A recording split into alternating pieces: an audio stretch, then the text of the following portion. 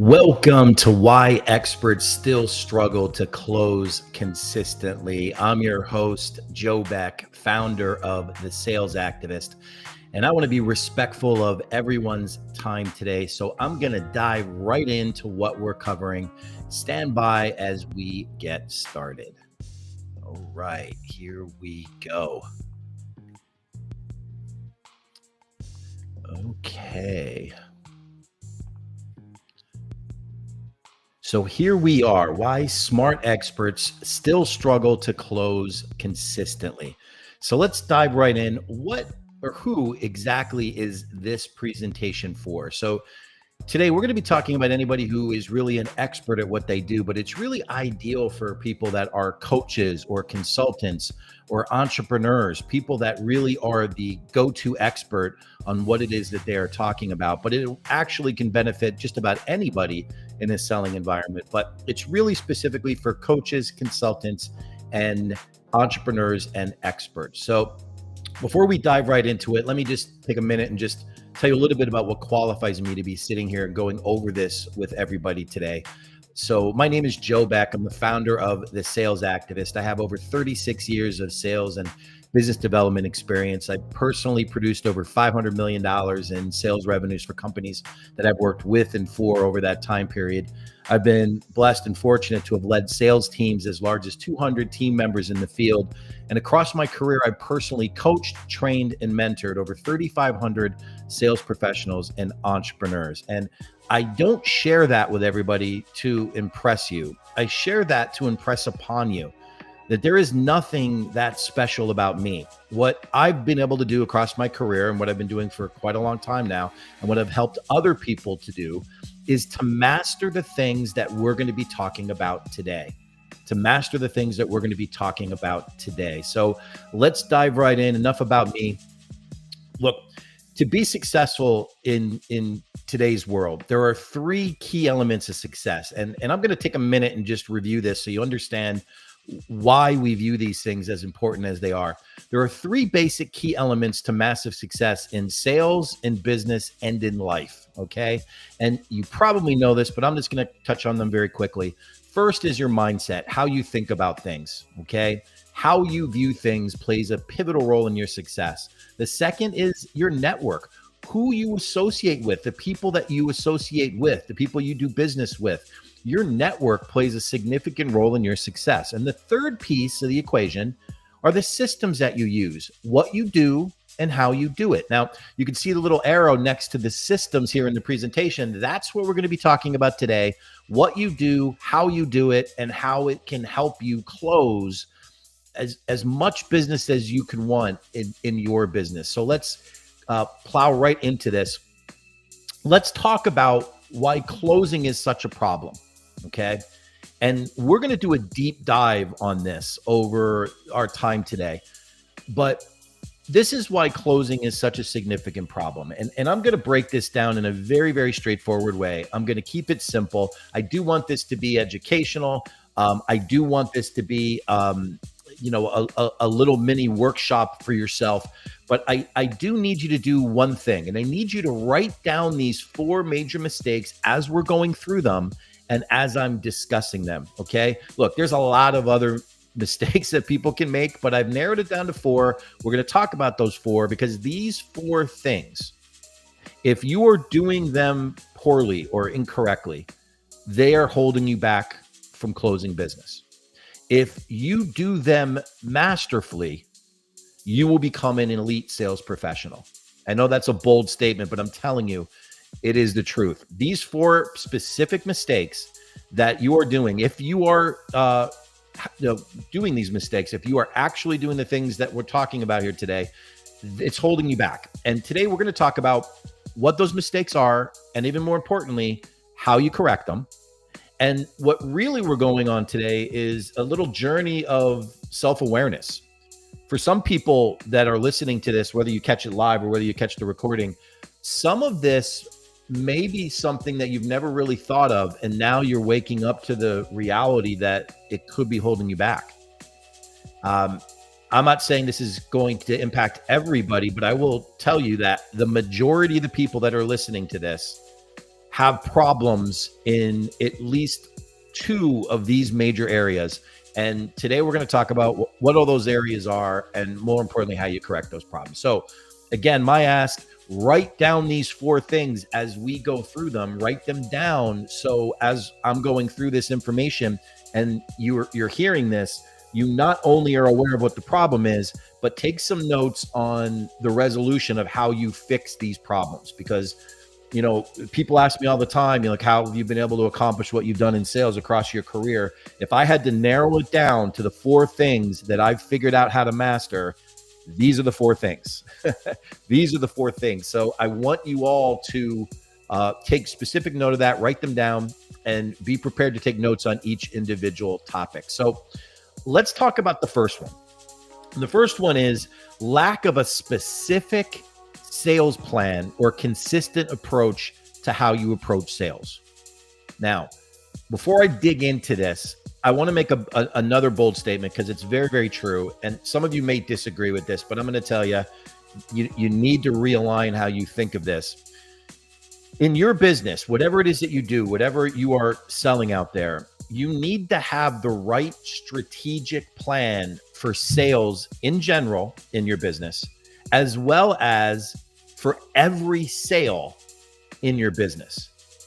The right strategic plan for sales in general in your business, and a strategic plan for every sale in your business. Okay. And now let's uncover why this holds people back and what you can do to correct this, right? So here's the way most people go about sales. You're an expert. You're great at what you do. You have an impactful offering. Your service is spectacular, whatever it is. But you don't design a truly thought out strategic sales plan. So sometimes you kind of go about sales as you might go out and buy clothing. When you need a shirt, you get a shirt. When you need a pair of pants, you get a pair of jeans. You need jeans, you get jeans, right? But nobody ever looks at going and getting the whole wardrobe, right? I'm going to get everything. I'm going to make sure it all works. It all blends together. It all matches, right? Well, unfortunately, in sales, this is how people sell. They go out there and they don't have a strategic plan. Number one, it's not truly dialed down to the granular level that it needs to be. Who are you approaching? Why are you approaching them? What's the size of that particular prospect? Is there a particular industry or sector? Are there other sectors, parallel sectors? Who do they do business with? Most importantly, if you get in front of them, how do you approach that interaction? What does that look like? And because they don't have a strategic and very specific sales plan, the approach in how you approach selling becomes very inconsistent, right? Now, by now, you should have written down lack of a specific sales plan or consistent approach. And what I want you to do now, I want you to be honest. I want you to think about this. Do you approach every single prospect that you speak to about your business the same way? Or do you approach them kind of different, kind of freewheeling it? Everybody's approach is a little different. Everybody's approach, how I handle that person might be different from one person to the next. Because there's an important lesson to be learned from this. You will need to make changes and adjustments based upon individual circumstances and people and prospects, but your core approach should be consistent, and you should have a plan around it. So if you can't say that you approach every single person the same way initially, you need to put a little X behind this number one and tell yourself and be honest that you're not really consistent in what you're doing. Now, here's why this is an important piece of your success, right? Having the plan is important, because if you don't have a plan, how do you know, beyond just making a sale and creating increased revenue and improvement in your sales numbers, how do you really know that you're getting the most out of what you're doing? If you haven't thought through who you're going after, why you're going after them, what it may look like next, I promise you, you are leaving money on the table. You're leaving money on the table. There could be other business, other referrals, introductions that those people could make. There's just so many other things that you could miss out on without a specific strategic plan. But even more than that, lack of consistency in your approach is holding you back, because here's what happens. People don't go in with a specific plan or agenda to what they do. And as a result, their results themselves are very, very inconsistent, because they kind of get tossed around by the process. You know, let's face it, things are not going to go according to plan all the time, but you can't operate from a place where you don't have a plan in the first place. Like, it just is not going to get you where you want to go. Now, let me tell you why this is a problem and why this correction needs to occur. When you are inconsistent, when you are not operating following a plan, when you are out there just freewheeling what you're doing, here's what your prospect sees. No matter how good you are at what you do, that inconsistency manifests itself in behaviors that might not be perceived as positive in the eyes of your prospect. You may come off as nervous. You may seem like you're holding something back from them because you're not on point. You're not following a plan. It's not consistent. And that little nuance, that little nervousness, that little perception shift could hold you back from winning business. They could like everything about you, everything about your offering, everything about what you do, and believe that what you do could work. But something about the way you seem to them could rub them the wrong way.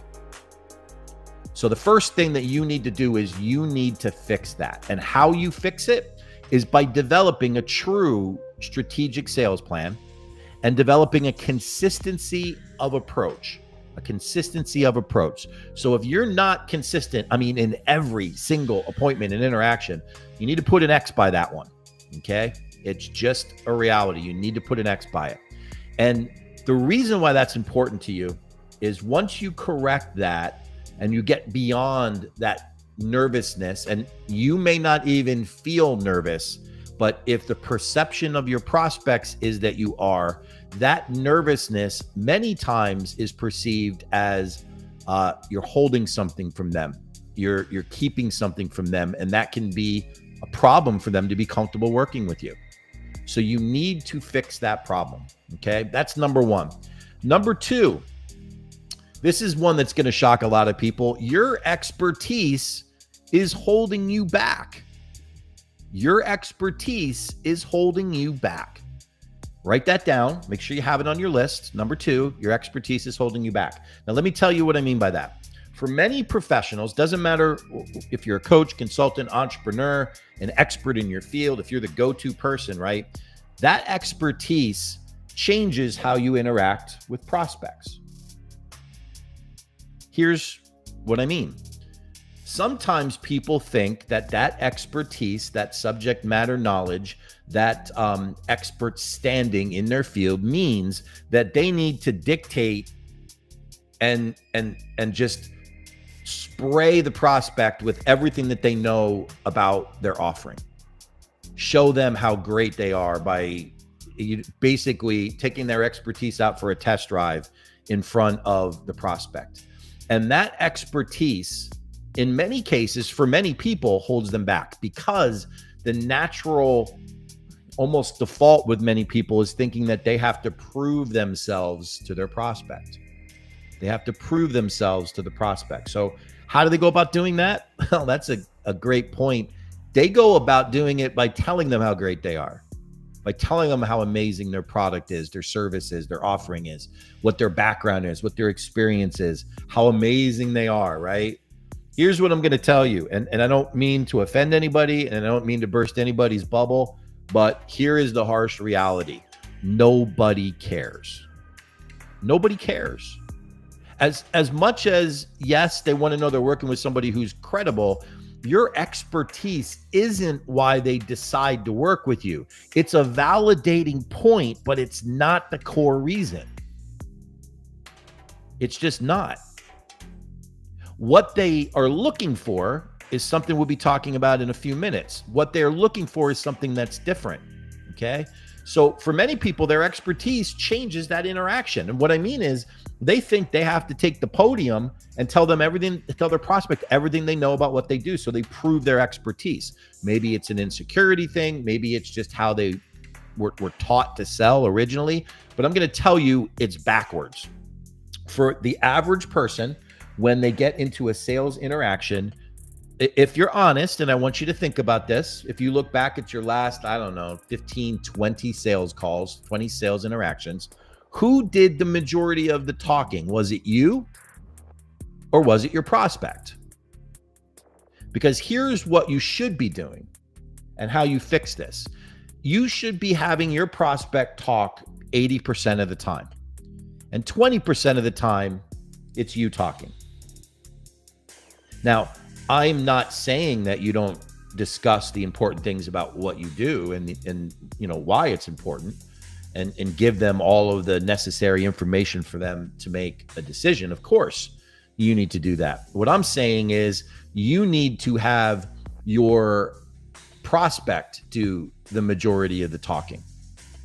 And I'll give you a quick example. So earlier this week, it was Wednesday, I think, I was on a sales call with a prospect, somebody that had seen a little bit about what it was that we did. And we were on a 55-minute call, a 55-minute phone call. It wasn't even a Zoom call. It was a 55-minute phone call. And when I analyzed that call, and this is something that I do, again, I got a plan, I follow it. When I analyzed that call, that prospect spoke for about 45 of those 55 minutes, about almost 82% of the time. And the reason I share that is in a single call, they spoke 82% of the time. And on that call, they decided to do business with me. It was about a $3,000 transaction. And it was all based upon the fact that they did the majority of the talking. I spoke when I needed to speak and not more. And I didn't allow my expertise to get in the way of closing that business. See, they didn't care about my background. They didn't care about my sales accomplishments and all the people I worked with and all of this. What they cared about was very, very specific to them. And that's what we spent talking about and me learning about for that 80% of the time. But see, what the average person does, and I don't care if you're a coach, a consultant, an entrepreneur, or an expert in your field, you seem to think that you have to spend the majority of the time talking to convince that person that you're credible enough to work with. And it's backwards thinking. It's backwards thinking. So if you are having sales interactions, and I don't care if they're in person, on the phone, on Zoom, whatever, if you are doing the majority of the talking, you are failing. You are failing. Your expertise is holding you back. And I learned this lesson a long time ago when I used to think very, very early in my career that I needed to show up on these appointments and I needed to tell everybody how great I was, how great the company was, how amazing all this was. And I stopped listening to the prospects. Unfortunately for me, this is going back over 30 years now. Somebody pulled me aside and said, I'm going to tell you right now, you're not going to have a long career in this unless you change your approach. And they were right. So it's one of the things that I've mastered. I've learned that you need to shift your communication. You need to make sure that your prospect speaks more than you do. The more you get, the closer you get to that 80-20 with them speaking 80% of the time, the greater your likelihood for success. This is another one of those important mistakes that people make. And if you're honest with yourself, and I want you to be, if you're honest with yourself and you look at your sales interactions, take a really, really close look at the ones that failed, the ones that didn't close, the ones that you felt so good about, but they never did business with you. I'm willing to bet that for many of them, your expertise got in the way because you were spending so much time talking about it. So make sure you shift your communication. So if you wrote down number 2, your expertise is holding you back. If you have done this and you found yourself talking more than your prospect, put an X by that, because that's one you need to fix right now. It's a big, big point. Number 3, stop selling features and benefits. Sell outcomes and impact. Nothing kills deals faster than too many details on features. Okay? Nothing. And I'll give you an example. We just talked about the importance of talking and getting your prospect doing the majority of the talking. Well, if you're spending the majority of the time talking, if you were making that mistake in number 2, and then you look at what you are talking about in the majority of the time that you're the one that's talking, if you're selling features and benefits, if you're talking about how great this is, look at what else it does. Look at this bell, look at this whistle, look at all these amazing things that it does. If you're selling that, you're losing your prospect. You're losing your prospect. Now, I'm not saying that those things aren't important.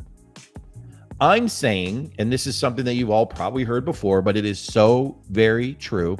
If they don't buy the concept of what you can do and how it can impact them, the details are irrelevant. They don't matter. Nobody's going to care about that feature. Okay?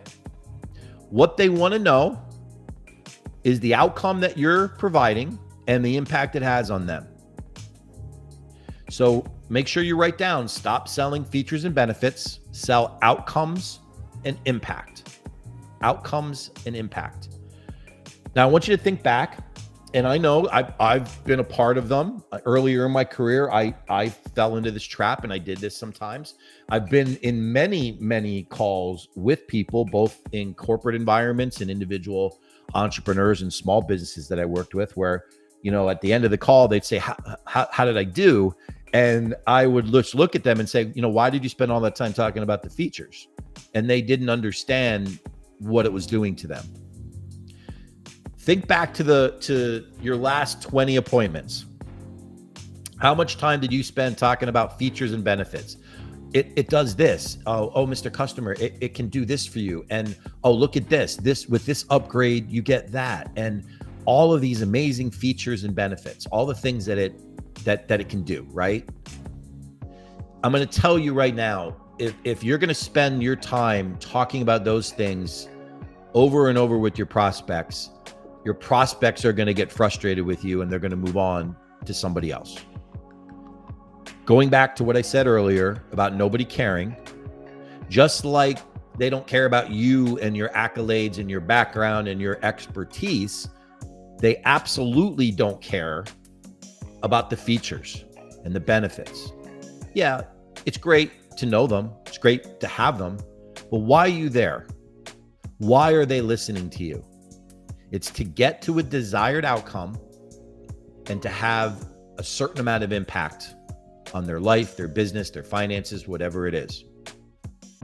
So stop selling features and benefits. If you think back and you're honest with yourself, you know, how many times did you fall into that trap? Like if especially in certain industries, if you're in a technical industry, or if you're in a very, very detailed service industry that does a lot of different things, how many times did you go back and spend all your time focusing on selling those features, thinking that, well, you know, the features are what they're buying, right? No, they're buying you, the outcome and the impact. But they buy you because you let them talk, you listen to what's important, and you help them figure out the outcome and the impact. See, many times people struggle in sales because they don't go far enough. Now, I don't mean far enough in a aggressive, I have to push harder to get my prospect to make a decision, to close. I don't mean that in any way. I mean, they don't go far enough in exploring the impact of something. And let's talk about this as it relates to higher ticket sales, thousands of dollars on the table, right? You have a high ticket offering, 5,000, 10,000, 100,000, doesn't matter what the number is. You need to be exploring impact every opportunity that you can. Now, there's a difference between an outcome and impact. See, an outcome is what they get and what the overall finished state is. But that's not impact. Outcomes are very logical in nature. I pay X, I get Y, that's my outcome. Impact is very emotional in nature.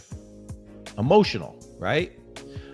If I know that working with a business is going to add $250,000 to the bottom line for my company, outcome is $250,000. Impact is what could that $250,000 do in my business? What would it look like? But more importantly, how would I feel about it? How would I feel about it? And let me just kind of walk through an analogy. And if you follow me or any of my content, you may have heard something like this before. I've shared an example like this before.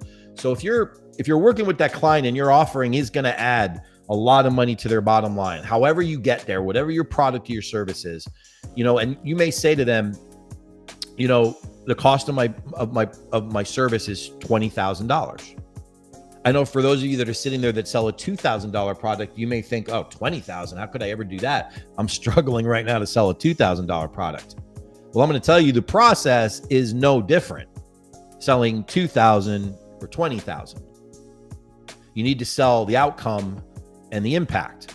The impact, going back to that $250,000 analogy, is not the $250,000.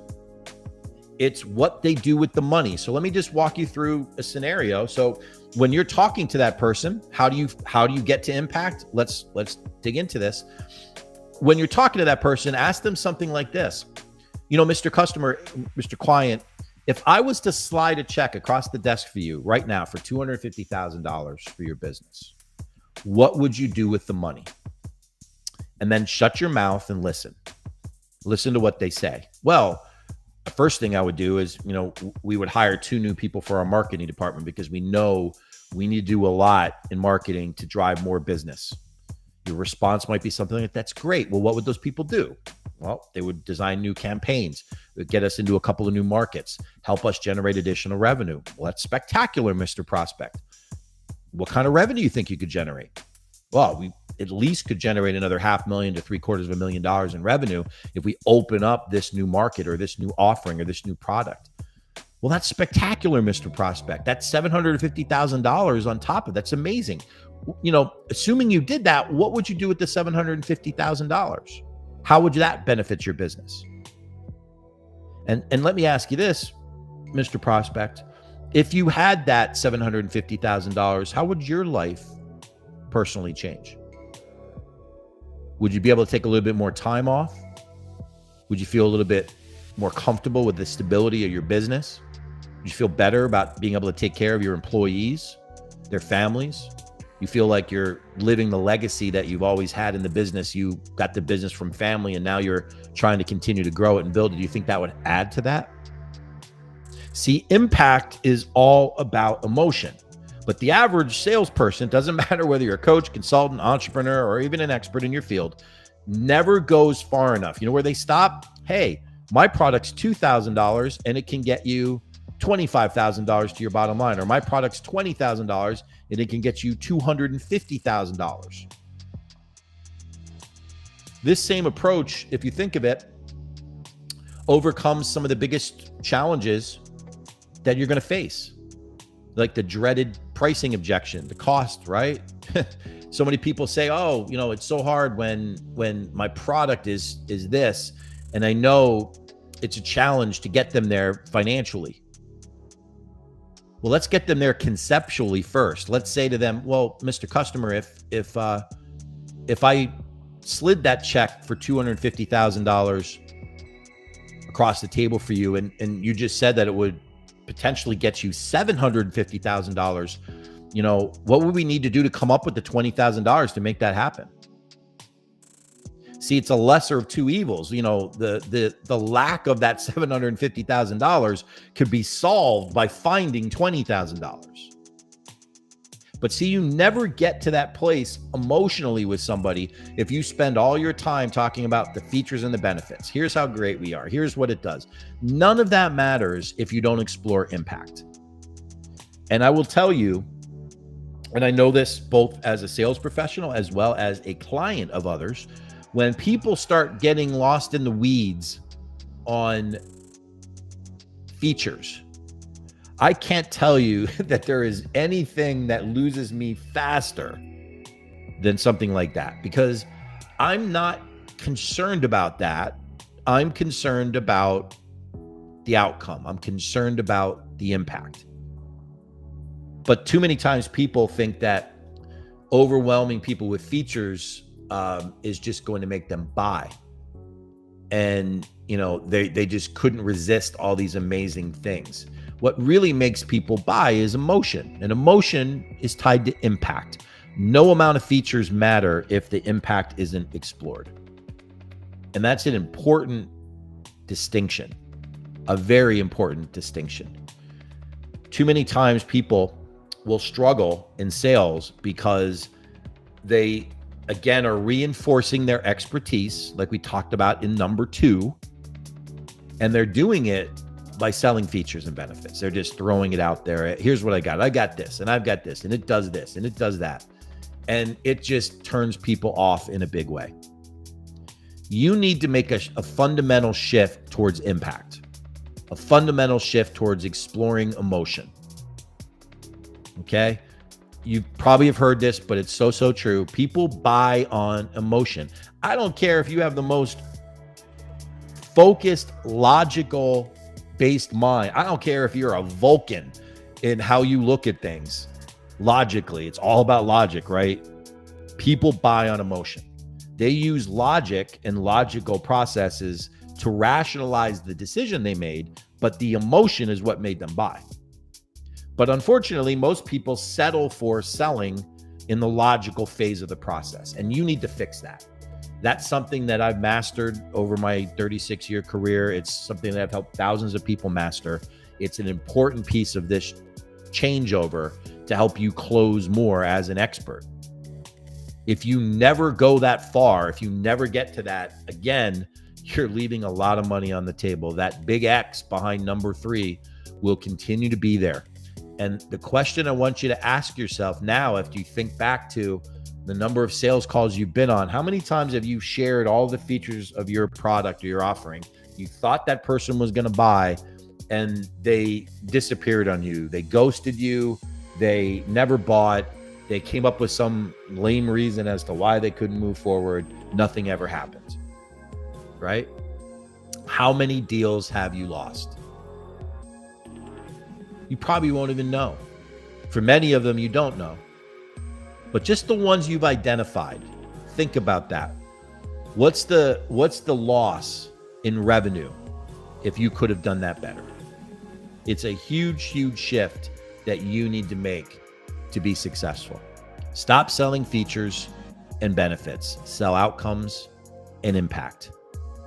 And you make that shift in number 3, you'll be in a much better place. Think of it. If you only won a small fraction of the deals that you lost because you spent all your time selling features, if you correct this problem,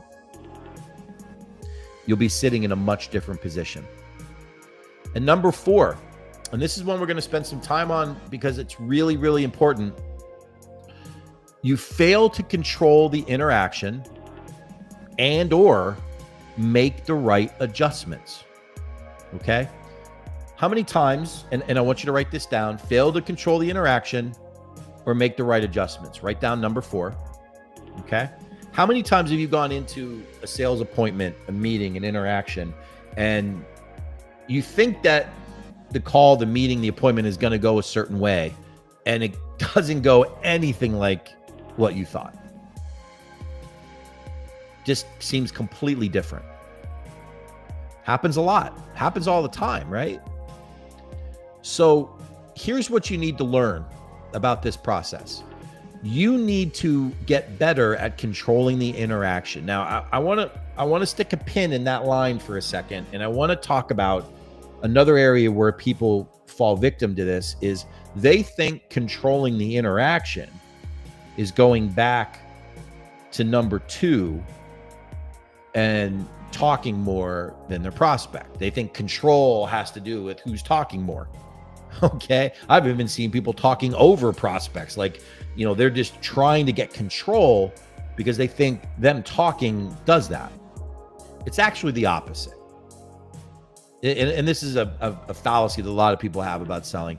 They think that talking more takes control of the interaction. It's actually the opposite. It's masterfully being able to get them to talk more that controls the interaction. The less you talk, the more you make. The less you talk, the more you make. So you control the interaction by getting them on point and talking in a way that gets you where you want to go. And that's where making the right adjustments comes in. See, for many people, they don't adjust well. Even if they have a plan, even if that plan is good, even if they go into the plan with all the right intentions, they don't make good adjustments. Maybe they lose control of the interaction. Maybe just things come out of nowhere that they weren't expecting and they don't make the right adjustments. Okay. The famous quote, from Mike Tyson, it's so true. It's true in business. It's true in sales. Everybody has a plan until they get punched in the mouth. Well, it's the same in sales interactions. If you walk into that meeting and you think it's going to go one way and you get punched in the mouth some way, you're going to realize that you need to make an adjustment. See, here is the difference between elite sales producers and people that struggle to get by. Elite versus the people that struggle. Elite sales producers make the right adjustments and know how to position those adjustments for the right results. Now, let me tell you how this all folds together and why it's so important and why doing these things well in conjunction with each other is so powerful, right? We just talked a couple of minutes ago about the importance of the prospect doing the majority of the talking. We talked just a minute ago about you losing control of the interaction and sometimes forcing yourself to do more of the talking. But elite producers realize that the adjustment they make needs to get their prospect talking and then figure out how to learn from that to make the proper adjustment,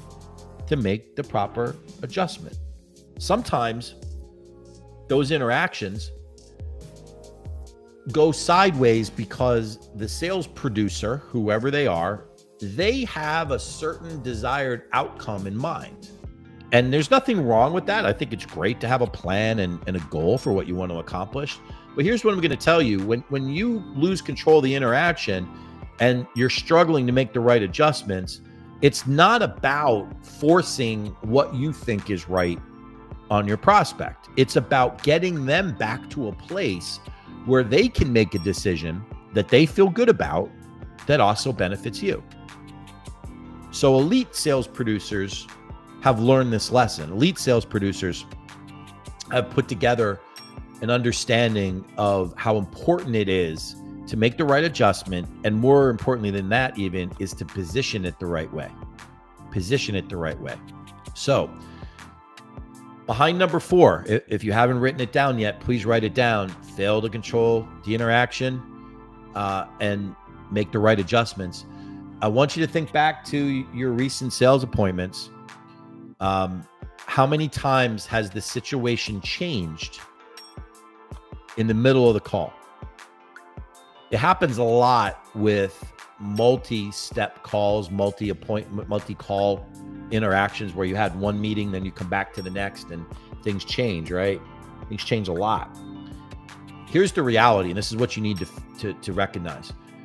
You, the sales producer, in your world, it's very, very narrow because you're looking at that prospect and you have a plan, and that's pretty much happening in a vacuum. But in your prospect's world, there's 500 other things going on in their life, and they don't view it the same way.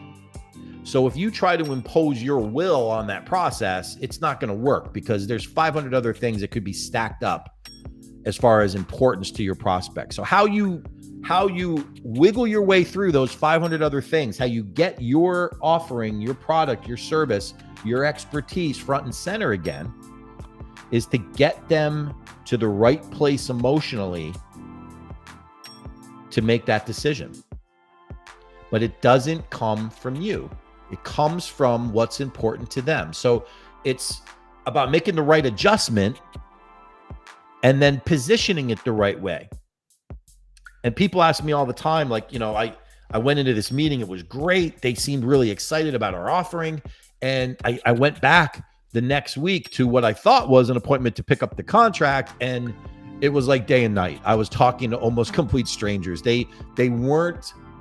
It wasn't what I expected. It seemed completely different. I don't know what happened, but something happened.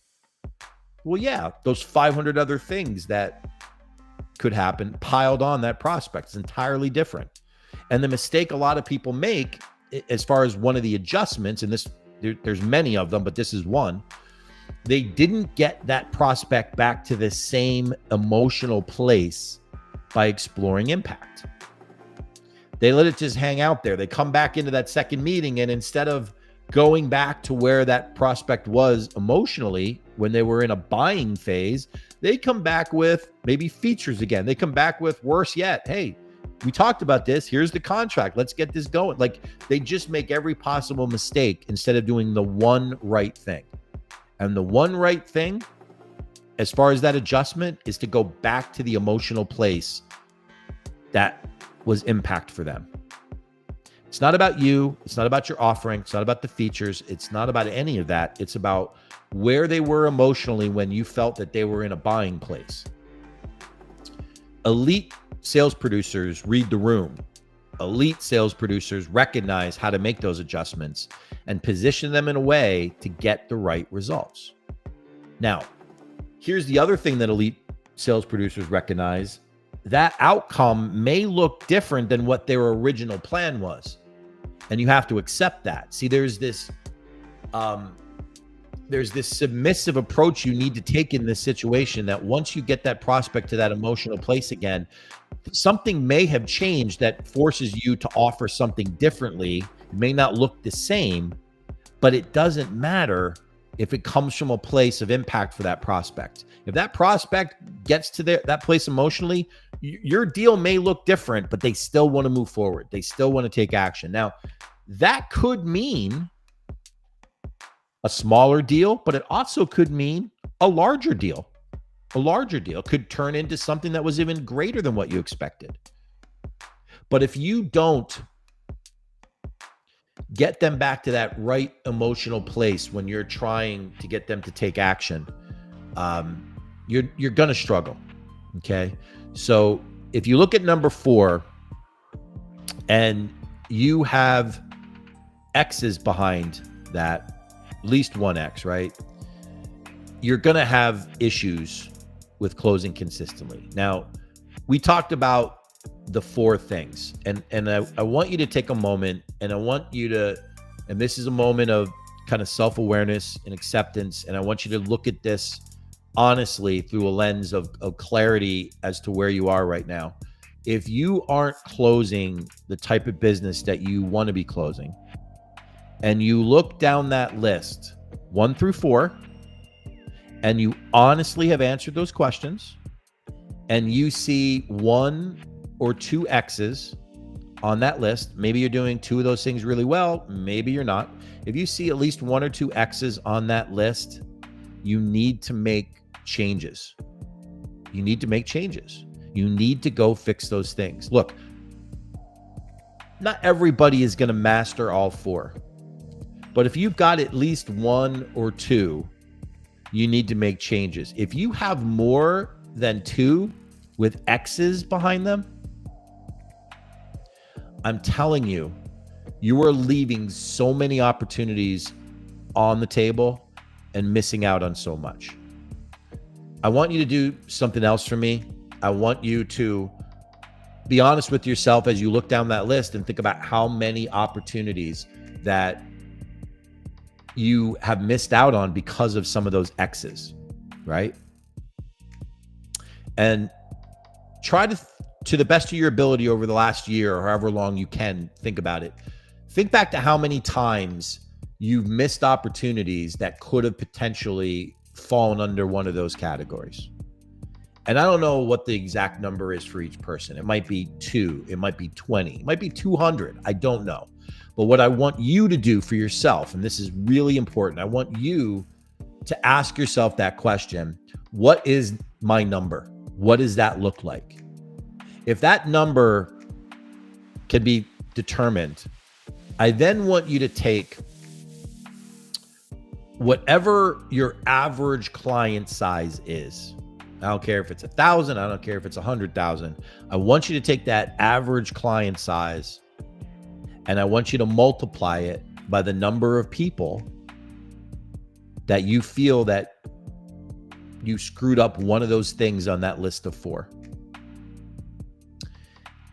Now, I'm not a math guy, but when you take that number of what your average client size is and you multiply it by the number of people that you feel you could have missed out on one of these situations, if you answer honestly for yourself, right? If you've done any of these things wrong, it's okay.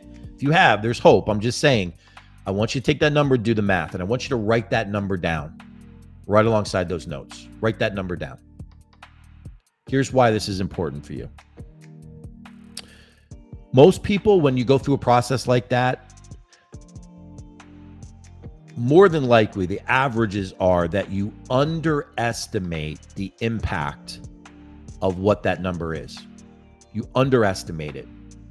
You might have $100,000 written down there. It's actually probably a greater problem. You may have $1 million written down there. It's actually probably a bigger problem. But I want you to stare at that number. And here's why.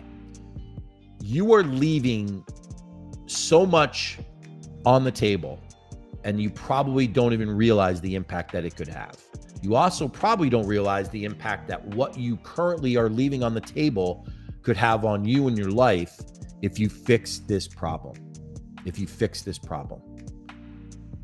Now, these 4 areas are not the only areas that you may need to improve in sales.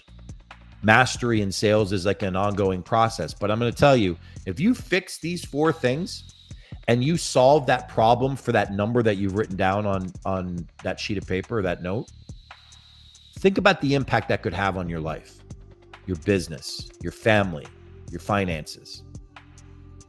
It's important to realize that these corrections can be made at any time, but the longer you wait to make them, the more money you leave on the table. I put together this particular meeting, this particular session, because I wanted to share this with people in a different way. I wanted people to hear about the impact that these things can have on them. And most importantly, I wanted to create a vehicle for people to solve the problems. You know, for 36 years, I've been in sales. And for the last over 10, 15 years, I've been coaching people and consulting and helping people solve sales problems. And when I see these particular 4 impact people, I'm on a mission. I feel that mission is to fix those problems for people as best as I can, because I understand the impact that it can have when you do it the right way. So here's what I want to offer up for everybody. If you're struggling with sales in your business, if you've got a lot of X's on that sheet, or if that number that you've written down on that sheet of paper scares you, and it honestly, you're upset with yourself. I mean, number one, good. I mean, it's important to get upset because that's what creates change, right? But, if that number bothers you, I want to help. I want to help you fix that problem. I want to help you fix those 4 issues. Now, I don't necessarily know everybody's situation, nor do I know exactly what you're doing well versus what you're not doing well. But what I've done over the next week is I've opened up some time in my calendar to help people walk through this and talk about how we can fix those problems together. Okay? And how you go about getting set up with that is you can text the word sales to 409-509-7355. It'll connect you with my digital assistant. You can schedule time on my calendar. We can talk through the problem, and we can figure out how to remove those X's and turn them into check marks. And most importantly, more cash, more revenue in your business. Now, I know this has been a lot of material that we've gone through. 4 simple things. If you're catching this live and you wrote down those notes, please go back and look at those 4 categories and realize if you have X's behind them, you need some help. And I am happy to do whatever I can to help you get there. If you're catching this on the recording, go through the process that's in this session. Take those notes, walk through it for yourself, put an X by the things that you know that have been impacting you, and reach out to me by texting sales to 409-509-7355. You know, one of the things that's so important when you're an expert, a coach, a consultant, an entrepreneur, and you're struggling with sales, sometimes that pressure can mount. That pressure can make it very, very difficult for you to kind of see your way through the weeds. I want to help you relieve that pressure. I want to help you, and I can do it in a very simple way. So reach out to me. It would be my pleasure to help you. Look, it's been a lot of fun going through this material. If there is help in any way that I can give you in sales, just text the word sales to 409-509-7355. This is Joe Beck, founder of The Sales Activist, and we'll see you soon.